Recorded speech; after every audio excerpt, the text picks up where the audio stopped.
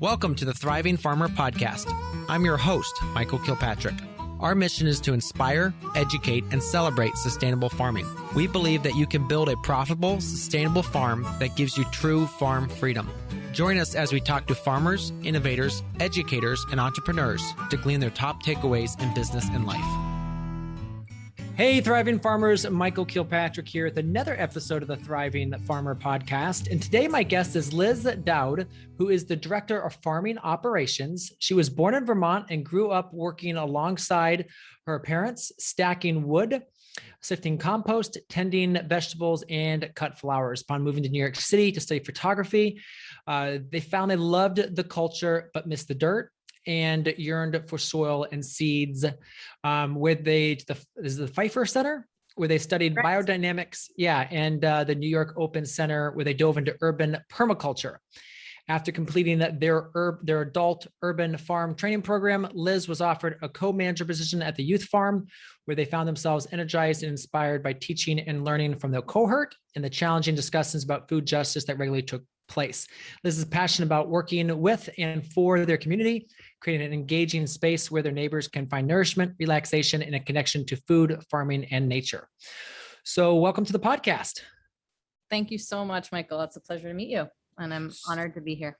Yeah, so talk to us a little bit about the background of the Brooklyn Grange, because it's been around for a while now, and you guys do some really cool things. Awesome. Yeah, we are located in New York City. So we built our first rooftop farm in 2010, and we're a rooftop farming company. We grow and sell vegetables. We also host events and workshops.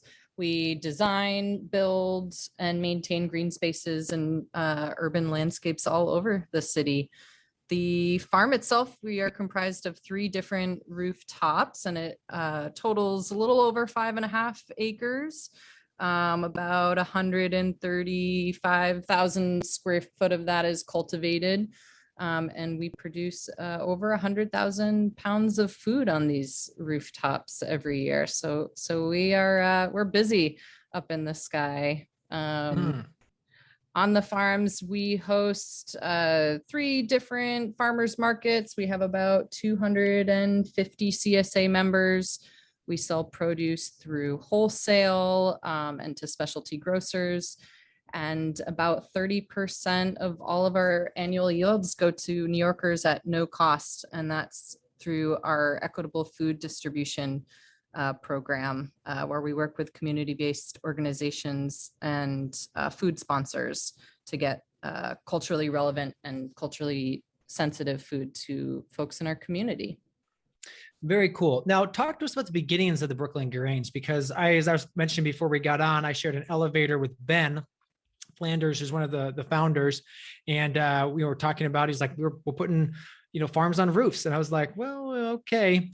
And he made it happen, and really kind of pioneered the idea and moved it to more mainstream. Yeah, we started with about 1 acre up in Long Island City, Queens. And on that farm is really where we set roots and started to learn about the soil, about what tools we could use up on the rooftop, and also how to let folks know that we were up there. So if you can imagine, there's no foot traffic. And so how do we let people know that we're here, and how do we get food out to the community? So that was one of, I think, our biggest challenges from the get-go, is to just get the word out and start connecting with people. And from there, we really saw an opportunity to continue to scale up. We certainly learned a few things, both in terms of what to look for in rooftops and with the landlord partnerships and such. And we scaled up to our Brooklyn Navy Yard location, which is about 1.5 acres.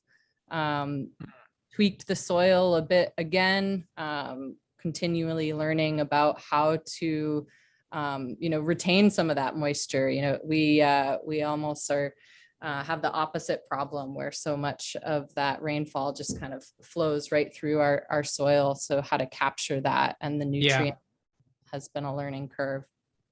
So let's break down some of that we just talked about there. So evaluating the rooftop? Obviously, it's got to have a freight elevator or a place to get on.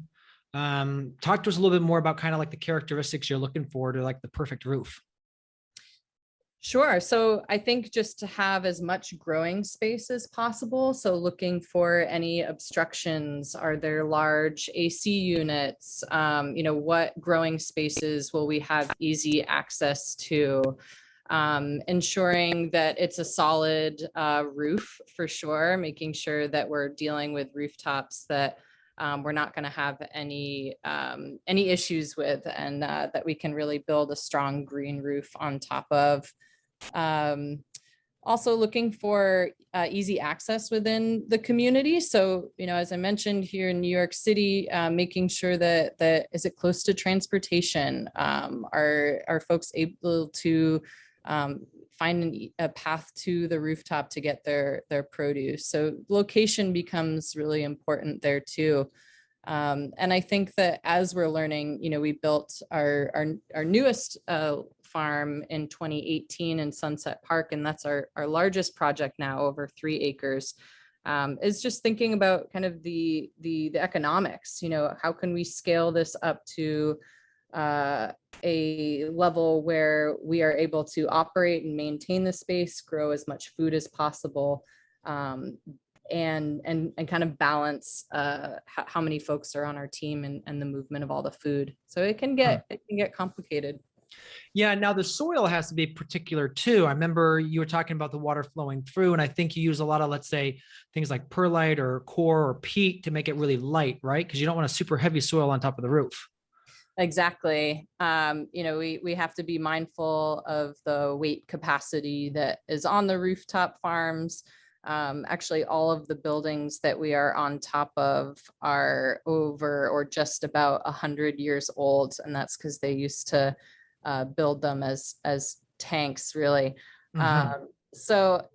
Certainly finding a light medium, that is porous. But in our newest location in Sunset Park, we actually added some pond silt, about 6%, to try to create a more in-ground soil, so that it would be able to have a higher holding capacity. And we certainly saw some advantages there. We're definitely learning as rooftop farmers.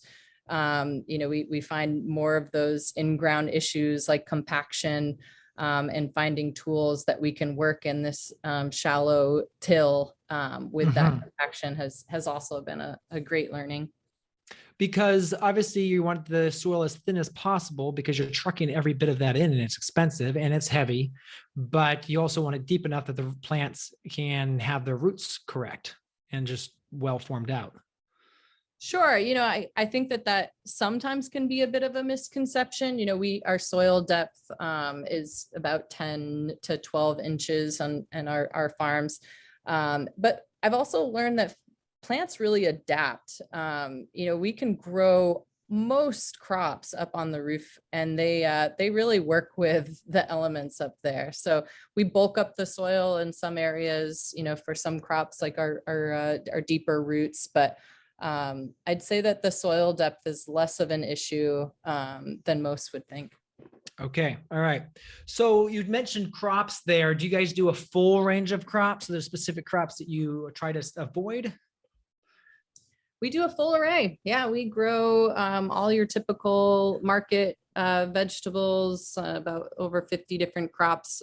We do really well with root vegetables and fruiting crops for our markets. But right now we're really in a place where we are trying to reassess our crops and do a bit of a grading system to really take into account how the crops interact with the soil and inputs that they require, how we can avoid that, what are the community needs, and what is growing the best. Yeah, we're trying to kind of be a bit more dynamic in how we assess the value of our crops, which has been an exciting new venture. Mm-hmm. Mm-hmm. All right, let's talk a little bit about the sales side of the business. So you talked about, CSA, some farmers markets. Describe a little bit more about how the different channels work for the farm. Well, that really changed quite drastically post-COVID. In 2019, about 70% of our crops went to wholesale. So we were largely a wholesale farm with a small CSA and a couple markets. And when COVID hit, I know in New York and across the country and world, many restaurants shut down. And really overnight, we needed to rethink our strategy. So it has evolved, but at this point, we really have four main outlets, which I mentioned. We have our CSA program, our farmers markets, wholesale, and our equitable food distribution. And that has been a great sweet spot. I think learning how to find this balance of when we are harvesting, and so that we're able to reduce food waste, what types of volume do these different outlets need, whether it's a very high volume for a food pantry or smaller crops that we can move through our wholesale. But we've really found that having kind of more of a four-pronged approach to our outlets has been hugely effective, both in terms of our systems and to reduce food waste. Now, with the different farms and different locations, you're pretty spread out. Do you try to make that farm find local distribution right around where it's located, or do you kind of conglomerate the different crops together? It's a great question. And sometimes our Achilles heel, one of the huge benefits of having 3 different rooftops is we have a team of farmers. And we can really rely on one another to fill certain outlets. That can also be our Achilles heel, and that, we end up having a hard time turning down if account wants 10 extra pounds of carrots and we aim to source it from one farm. Oh, it's very tempting to go grab that extra poundage from another rooftop, and then we stray a little bit from that mission of just ensuring that food stays hyper local to that location. So I think mostly we're really successful in keeping, for instance, our CSA program located on each rooftop farm. We source most of our markets from one farm location, but in many cases we can really lean on one another. And I guess certainly the advantage to that is that we become a very reliable farm to be able to show up with those volumes that we've committed to. So you've got plenty of capacity. You've got a built-in backup. Yeah. So now this is an interesting question. Do you find that, the brand new soil, when you put it on the rooftop, it grows differently than when it's been up there for 5 or 6 years?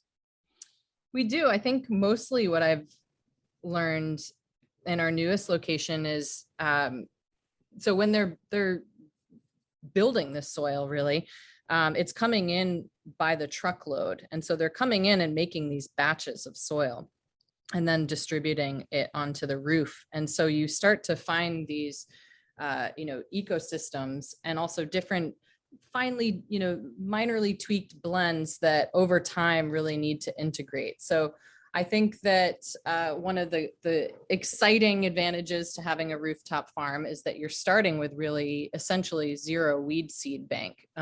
So it's a great precedent to start with.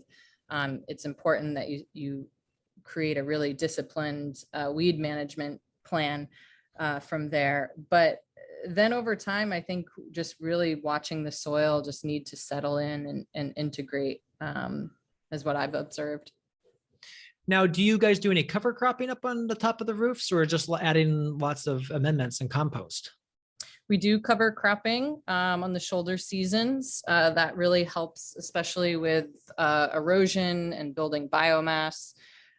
We don't do cover cropping during the growing season. We're really biointensive. Our crops are grown in very quick succession. It's a challenge in urban spaces. In some ways, you think about these crops, paying their rent up there. We want to make sure that we're utilizing that space as efficiently as possible through our short growing season. Yeah. Okay. Now let's talk about the bed systems. You guys are on, let's say, a 30-inch bed system. You're using broad forks. What's kind of the protocol? No broad forks because they will puncture that rooftop. Okay, kind of wondered that. Yeah. I miss a good broad fork, but or do I? Uh, no, we are mostly cultivating. One of our most popular tools that we really love is the Tilly, which is the walk behind lithium battery operated cultivator. And so that really helps us to both with weed maintenance, but also our bed prep. So we fly that around the farm, and we mostly use a 4-row seeder. Sometimes we're using an earthway as well for some of our beets and carrots, where it gives us a little bit more control. Yeah, so you're still going pretty old school on all that. Yep, all hand tools. Okay. All right. Now let's talk. So the distribution, let's say the markets and stuff. Are you growing, let's say, rainbow carrots, regular carrots? Are there specific crops that you found kind of like your signature crops, or? We have a few signature crops. I think that we're really known for, creating some fun blends. So things like cucumber, where we'll integrate some heirloom varieties with your classic green slicers. We grow a lot of greens mix. So we have our signature greens mix, where we have been tweaking a recipe of 14 different or so mustards and arugula. We have a lot of tomatoes that we're known for. Our heirlooms hit the market table really early. And as I mentioned, our root veg, particularly in Sunset Park, where we're serving largely the Sunset Park community there, growing a lot of Asian greens, Asian roots, winter roots. Gotcha. Yeah. And so then during the wintertime, talk a little bit about that. You talked about the cover crops. You also do some cropping up there, or is it pretty much shut down? We grow in our 4,800 square foot greenhouse year round, and otherwise we spend the winter doing all of our planning, sleeping, and eating. We have tried over the years to extend our season a bit, but we really can't do any high-low tunnels. Everything just blows away. So we've learned to not invest too much time or energy into that, and know when we can start and go. Yeah, because I actually worked with Four Season Tools, who I think did one of your original prop houses up there. And I forget which farm it was. I forget which one it was, but I remember we had to engineer it for like 120 mile an hour winds or something like that. They get going up there. Yeah, absolutely. So let's talk about then the team, because you talked about the awesome farmers you guys have. How have you learned to build the team over the years? Yeah, I think it's one of our strong suits for sure. As I mentioned earlier, we have a team, and so we have a support system where we can come together and strategize, whether we're having a particular pest or pathogen issue, or staffing obstacle, sales strategy. I think that what we've learned over time is in building out our crew to be as clear on what our mission is, and make sure that we're all on the same page about that. And once we're really clear about what it is that we're doing on these rooftops and what our goals are for that season, is to be as transparent as possible during the hiring phases. And that has definitely been a kind of golden ticket. And it's a recommendation I have as well for folks during the hiring process, is to really be sure to illustrate and narrate what it is like on these rooftop farms or on your farm, and what is important, what is to be expected. Are you a farm that really requires a certain pace? Be transparent about that. What does that actually look like? Letting people know, hey, on our roof, we harvest an average of 200 pounds of greens, and some of it is hand cut. Just really talking through that scenario, I think really gives your crew or your potential crew the ability to see if that is a scenario that checks out with them. Is that what they expected? And if they're joining the team, I think after that, the goal is to really invest. It is our responsibility to just invest in that training, that orientation of the space, and just really stick with our crew. So we have a pretty good system in place for onboarding our team and really making sure that they know what it is that we do, how we do it, what systems are in place to support, and where to go if they have any questions or if they need any help. Now, let's talk about what that looks like. Do you typically have an employee work specifically at one location? Do they get to swap around a little bit as they're being trained? How does that work? We have a farm manager on each of our rooftops, as well as an assistant farm manager. Okay. And then we have a farm crew at each location. This has evolved over time. I think there are pros and cons to having the crew move to different rooftops. Certainly one of the pros has been that they have the opportunity to learn from different farms, from different farm managers, see what different systems and different other aspects of our business, our events and design build. However, I keep going back to the fundamentals of when I started farming. And one thing that was so essential was my observation skills and just being able to be in one place and really watch the farm. And be a part of all the various steps. So we've really I think COVID actually pushed us back into a model where, we work in pods and we have a crew on each farm. And I think ultimately it's the right choice for us. Now, with that training program, do you guys have, let's say, a written SOP manual? Do you have videos? How does that work? We have a pretty detailed orientation process, which really runs the gamut of sharing out about the business in general, meeting as many people as possible. And then we do have, a kind of broken down manual of our different SOPs at each farm.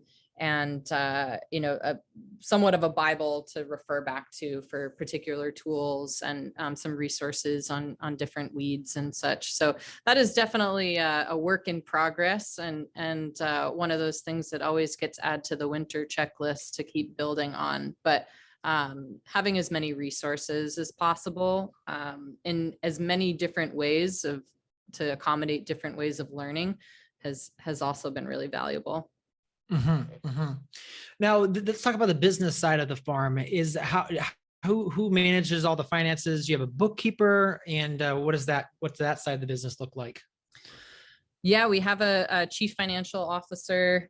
We have kind of a core leadership team that helps to manage all of the things, our projection for years to come, to help manage the finances and to coach each of the directors that also share out with the managers. So I think one of the blessings that I experienced when I joined the Brooklyn Grange team is that burden was in some ways taken off me. I certainly am responsible for kind of managing the budget and to follow our plan. But I have a lot of support to come up with that plan, which is a great way to free up my headspace. Let's talk a little bit about your program with feeding the equitable food distribution. Talk about how that started. Sure. Yeah, that started actually before COVID. We started with a food pantry in Sunset Park called The Table. And this was a program that was started with a private family fund in partnership with NYU Langone. And it was designed as a client choice model where we were crop planning for folks to have a stipend, and they could shop for whatever produce we sent that week. So what I found really exciting about that opportunity is that each family could really have agency over what crops would be most useful for their family. So we were sending bulk wholesale to the pantry. When COVID hit in 2020, we had crop planned to serve about 100 families a week. And in the height of the pandemic, that ticked up to over 800 families. And at that point, we were filling grocery bags. So it was a huge success in that both the farm and the pantry, we were able to really keep very close communication and work out systems so that we could very quickly respond to the need and get food out to folks that was, again, culturally relevant, particularly during a time where, you know, people didn't have a lot of control over anything. Being able to have some control or some comfort in the food that was hitting your table, so that you could, you know, feed bellies and feed your family is certainly an important role that we took seriously as essential workers. So we really took that experience. We built on it.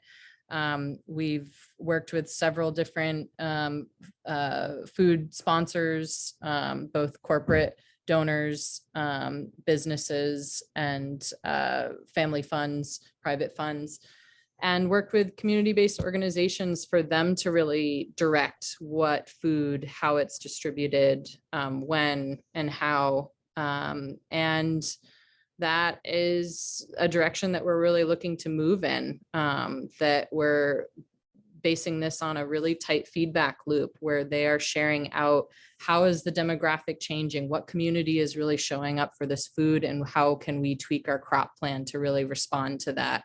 Yeah. So in that distribution program, do you find there's specific crops that are more popular than others? We do. I'd say choy is our most popular crop across the board. We work with mostly Asian community in Sunset Park. Okay. Yeah. And radishes have also been really popular. Thinking about storage crops as well. Some of our community members don't have access to a fridge. And so thinking about what is going to hold, what is going to be most easy to prep, and again, is going to be a sensitive crop. Now, what about systems? Because I know systems and efficiencies are very important for how you do things. What's kind of like the feedback loop, and how does that work on the farm? Sure. We have our produce sales manager and myself who are in contact with our community-based organizations to hear out what crops. In some cases, it's what was taken. So that can be the feedback loop, is if it is a client choice model, seeing what did people gravitate towards and what was left behind. And that can be a great indication of what we should continue to send and not send. Sometimes it's also a balance of ensuring that we are stretching these funds as long as possible and ensuring that we can get the most amount of food to the community for the longest period of time, which I think is a really important aspect of this work that is important to be mindful of, especially as a production farm, where sometimes your instinct may be to really lean on your peak season, but being mindful of, what is the need out there, and what is the request. So what do you feel like's in the future for Brooklyn Grange? As we build out more rooftop farms, I think it has been a reminder of the importance of really holding these systems and ensuring that there's support for these systems. So I think that there is certainly a future in building more rooftop farms, while also really focusing in on the projects that we've started here. Brooklyn Grange is a company that really centers people. So I'm noticing a real pause in ensuring that as we have grown as a business, as we have expanded, that we are pausing to make sure that we have systems in place to support what roles are currently there, just balancing the economics and ensuring that here in New York City that we are able to offer fair and equitable wages as we continue to build. So it's an incredible growth happening while also great intention and pause, which I think is also reflective of just where we are at as a community. Yeah. So let's talk about that, because I'm sure, let's say like a living wage in New York City is what per hour? Well, we're bringing the minimum wage to $15 an hour. That's what it currently is. At Brooklyn Grange, our minimum is $18 an hour. Okay. All right. Yeah, that's awesome. Now let's talk about like just keeping track. Now your job description, talk a little bit more about kind of like what you do on a daily basis. What does that look like? I always think of myself as kind of a air traffic controller. My role is to ensure that communication is happening and that everybody is getting all the information that they need. So, I don't have a typical day, and that can be exciting. That every day feels a bit different. It can be a little crazy making, especially as a mom. But I really go where I'm needed. And if that means that I'm jumping in to support in a harvest, or I'm stepping back to, plan out a more macro vision for the department and how our food is moving, I can be found quite everywhere. Yeah. Okay. Gotcha. And how do you manage that? I guess probably, structured chaos. Do you have a specific organizing system you use, or pen and paper? What does that look like? Yeah, I write everything down. I think that is certainly something that helps me. I'm talking to a lot of people. Talking with a lot of our team members, community members. And so I found it's really important to stay present in those moments. And so I won't be jotting down notes quite at that moment. But I've found it's really useful to pause right after and really just take note of all the important aspects of that discussion and to share out. So part of my system is taking notes and synthesizing them, really organizing them, seeing where different notes connect, and sharing that to the team in a way that they can really hear it. So oftentimes that in best case scenario means having an in-person conversation. It could be while we're harvesting radishes and just, sharing out updates. Sometimes it means, bringing everybody together in a group email, but just taking lots of notes. And luckily I have a great memory as well. And so just, it's been important to hold on to all the details. Okay. Now I think you said you actually write it down. So that's pen and paper. Pen and paper. I send myself a lot of emails. Okay. My inbox is sometimes filled with just my own notes because I can kind of keep all the information in one location. We use a lot of Excel, different Google Docs. So I have different ways of sharing out information depending on what the topic is. Hey, thriving farmers, where are you on your thriving farmer journey? So if you go to our website, growingfarmers.com, you can click on the assessment button, and that will take you to a form, ask you a few different questions, and that will help you figure out where you are on the 5-stage thriving farmer journey. And what that does then is kicks you a customized PDF that gives you resources to know exactly what to focus on next in your business to go to the next level. So go to growingfarmers.com and click on the assessment. If you could go back to, when you started working there and with what you know now, is there anything big that you would change or reset? You know, I think as a young farmer, and when I first started, I think, your job really is to take it all in. Your job is to, just really fine tune your observation skills.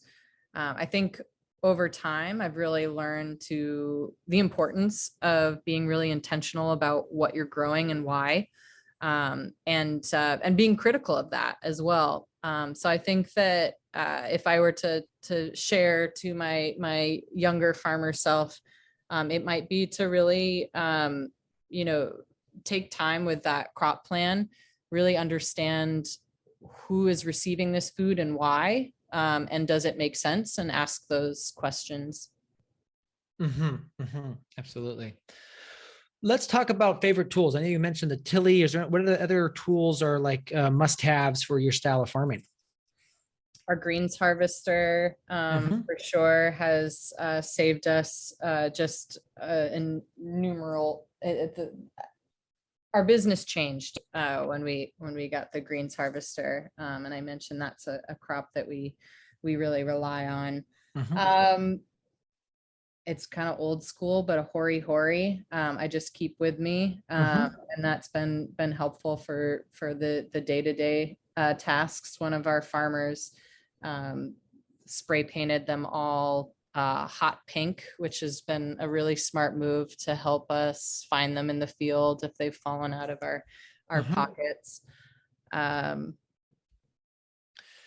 Nice.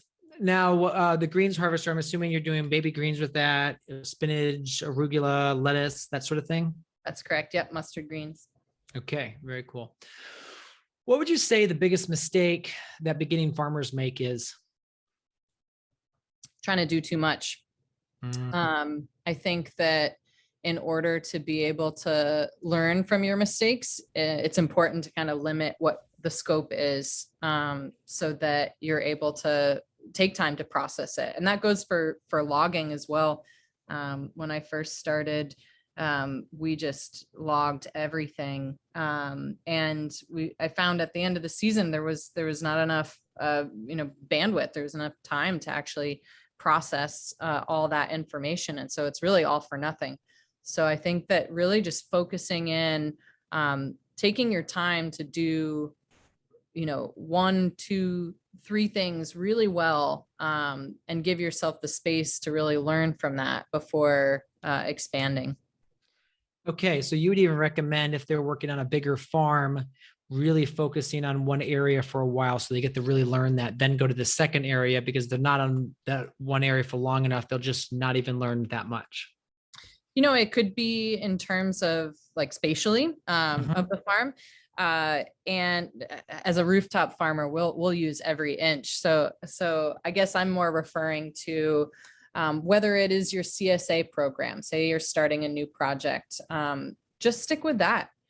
Really execute a strong CSA plan. Really make sure that your crop plan is locked in, that you really have time to commit and invest in your community members, that you're really able to engage them. That'll save you so much time in the long run. If you're really able to build relationships there and really build a share program that folks in the community find really valuable, then you can really run with it. But if you're trying to take on too much, if you're trying to be a farm from the get-go that has a CSA program and multiple markets and wholesale, if you don't have time to both build the relationships with those accounts and community members, then you might find yourself chasing your tail. And also, if you are trying to expand the team to support those different outlets in that way, they have to have support.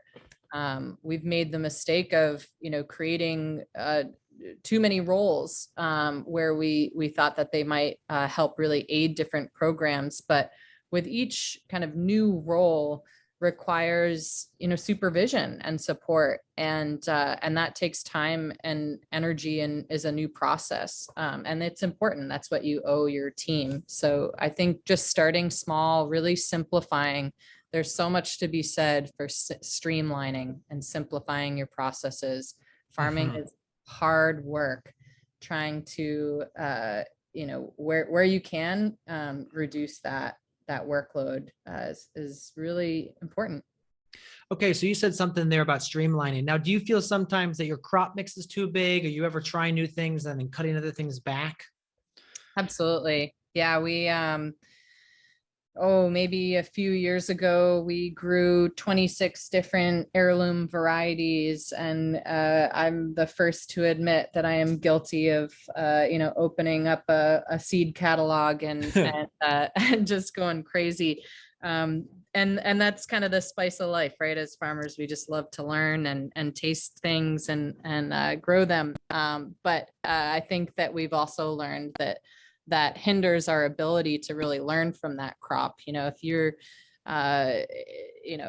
closely planting out, 12 different varieties of cucumbers in a bed, then you quickly lose track of what is what and what was disease resistant, and you lose that knowledge. So we've learned to really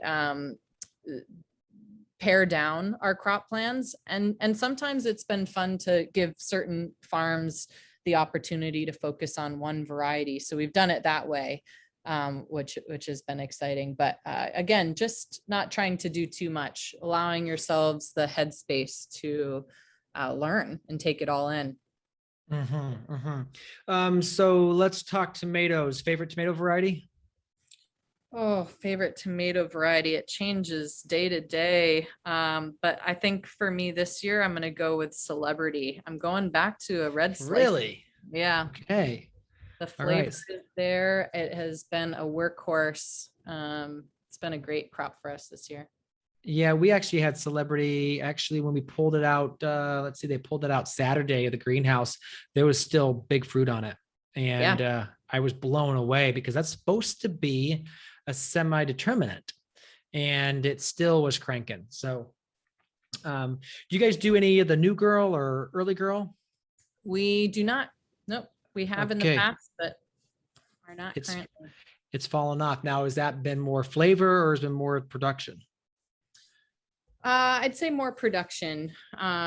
We again are trying to really just focus on I think more determinate varieties to really cut down on the labor on the front end of, and sticking with what has worked really well on the roof, trying to, with so much changing, as I mentioned, with, outlets changing, identifying what we can keep as a constant so that we can learn from that. Absolutely. Anything else like to share with the audience before we go? Oh my goodness. You have shared out some really great questions, and I had a really good time going through them. I don't think it. So I think we covered a lot of great ground. Yeah, we did.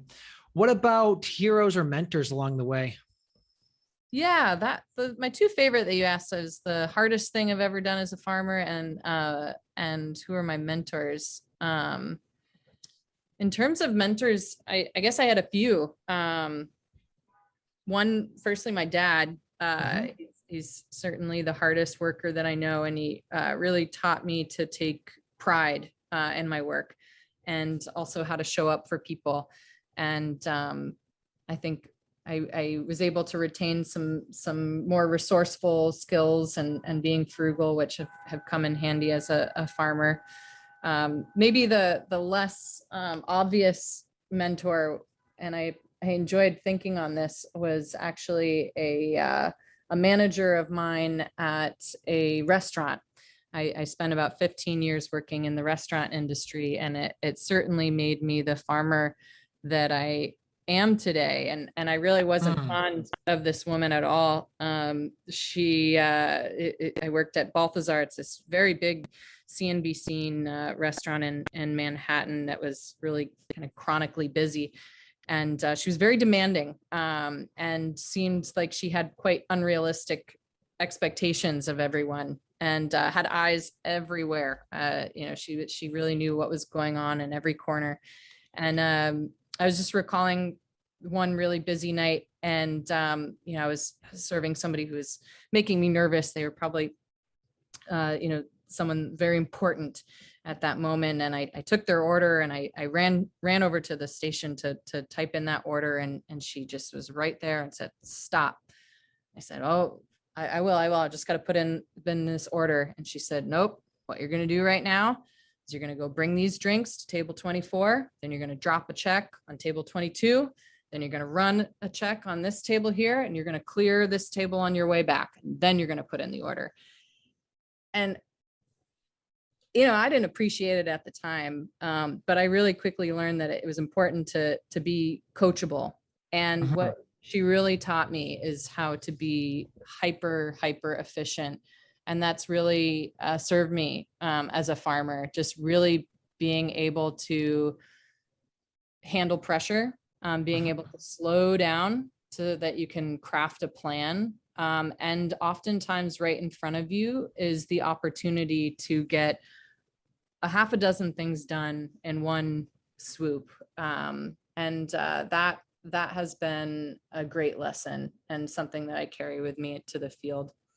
And I go ahead. So to unpack what you just said from her is she knew that you had basically wasted all these steps running right to put that order in when you could have done 3 or 4 things along the journey. Yeah, my scope was too narrow. What seemed like was most important, and again, was coming from a place of stress. And we can all relate to that as farmers. Oh, yeah. I think, spring is coming and you see the plants and they're screaming at you to get in the ground. And sometimes it's really hard to see straight, and to have the skills to craft a plan that allows you to get the plants in the ground, but also to ensure that you're taking care of them, and how you're just moving around the farm. I think it's certainly something that we teach on our farm, that if you're walking from one end to the other, there's got to be something that you can grab and take with you along the way, or just to have eyes on. So just being really mindful and aware. Absolutely. That's good. So to follow up, what's the hardest thing you've had to do as a farmer? Well, I think the year was just 2020, right? That was just a really challenging year, and I know everybody has their own experience. For me, it was having to leave the city. My son in March of 2020 had spiked 106 fever for days in a row, and was seizuring. And at the time in New York City, you weren't able to, we were told it's too dangerous to go to the hospitals, and they were really only admitting folks that couldn't breathe. It was just such a moment in time. And we knew that it wasn't safe for us to be here. We needed to get him help. And I think of my farm team as my family. They are very important to me, and we're a tight team. So having to leave my team in the start of the season with 3 managers moving into new positions was really challenging. But it certainly taught me a lot. I think it taught me that our communication was really strong. And I was able to reflect on the importance of that, of really making sure you have systems in place to quickly communicate what is needed. I think it taught me that the team really knows what they're doing. And I think that as any manager, that's an important lesson, and one that Ben has really taught me as well. To just trust and allow room for mistakes and learning. So it was important to be able to step back and give space for managers to really kind of take it on their own. And it was not easy to step away. Like a lot of people, I packed my bags for 2 weeks and was gone for almost 4 months. But I think it took me some time, but after reflection, also being able to model as a leader that your family is the most important thing. And as farmers, I know that we're just so invested in our space and all the time and blood, sweat, and tears that we spend there. But it was a really important lesson to just remember what is most important. And I think that ensuring that taking care of your family and prioritizing that is exactly what we all need to focus on right now. Mm-hmm. Absolutely. Well, thank you so much, Liz, for your time today on the podcast. We appreciate that. This is a great interview, some great nuggets along the way, and best of luck in the rest of this season. Is almost over, but I'm sure you guys have big things planned for 2022. Thank you so much. It was a pleasure. Hey, Thriving Farmers, have you checked us out on YouTube lately? We have a bunch of new content there, including a few rants by me. I want to tell you, you don't want to miss them. I actually go rant about, some of the problems I see in our space and some of the challenges I see farmers facing. So go check that out. We've got instructional videos over there as well. Talk about setting up our new farm here in Ohio and all the steps we're going to do that, as well as just tutorials and tips on best practices for all sorts of things on the farm. So go ahead, check over at Growing Farmers on YouTube and see the new content we put together for you. So there you have it, another episode in the books. So I'd love if you would hop on over to iTunes and leave us a rating and a review. Those mean everything to us. We love to hear what you're thinking. If you have a podcast guest that you can recommend, please pop on over to the Thriving Farmer Podcast website and leave us a review. That's thrivingfarmerpodcast.com.